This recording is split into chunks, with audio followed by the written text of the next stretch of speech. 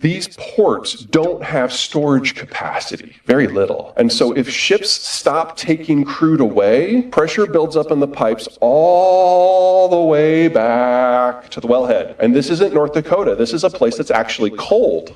It's permafrost. You guys are all Iowans, you get it. In the winter, as long as you're moving, you're fine.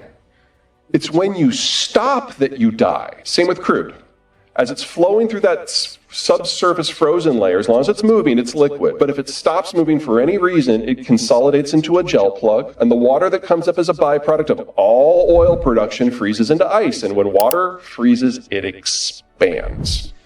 And it pops the pipe from the inside. Now, the last time this happened at scale, it was 1992. The damage was so horrific, it took the Russians 30 years to repair it. And it wasn't the Russians who did the repairs. It was the Western oil firms who are no longer there. We're looking at 4 million barrels per day of Siberian production, Western Siberian production, that is in some degree of danger. If that all goes offline, wow. Oil is not like soy. If you don't get soy, you have wheat or pork or whatever. There are substitutes. If you don't have oil, things stop. So the price reflects that. If you need a gallon of gas to get to work and you can only get 9/10 of a gallon, not only will you pay whatever you have to get that last tenth, the price you pay for that last tenth applies to the entire market. Inelastic demand, marginal supplier, marginal demand sets the price. 4 million barrels a day goes offline, you're talking $150 to $180 a barrel, easy, in a very short period of time. Now, that's all else being equal, and the first law of economics is all else is never equal. But that's the scale of what we're looking at here. I can even give you a time when we should look at this very seriously, and that's January 1. Because that's when the sanctions expand from all Russian vessels to any vessel carrying any Russian cargo. Next year is going to be really interesting in many, many, many ways. All right, All right, so let's pause that. Any thoughts on what he just said?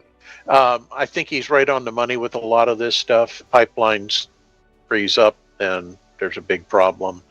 They will have their own environmental disaster. And, with all else that's going on, they won't have the wherewithal to clean up whatever that disaster is. Not that the Russians really seem to give a damn about environmental disasters. But, it's going to be a tough haul for them. And trying to move that cargo to keep their economy running, because so much of the Russian economy, the foundation it's all built on is the oil export portion of that economy. When that goes down, everything else comes to a screeching halt. Xander, any thoughts? I said this whole section here on the economics is he's dealing with vastly complicated worldwide systems. And it gives you a good idea of what could potentially happen if the worst case scenario in all cases happens. Now, the question of whether that's actually going to happen is questionable.